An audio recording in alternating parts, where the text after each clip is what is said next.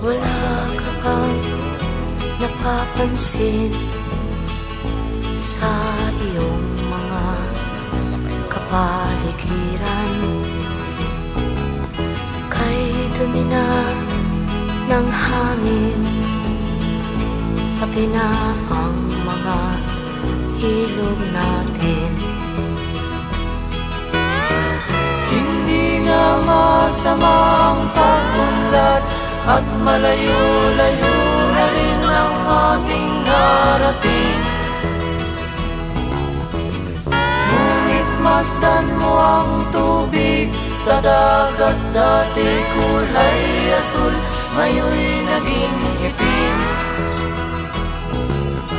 Ang mga duming ating ikinalat sa hangin, sa langit, huwag na nating paabutin.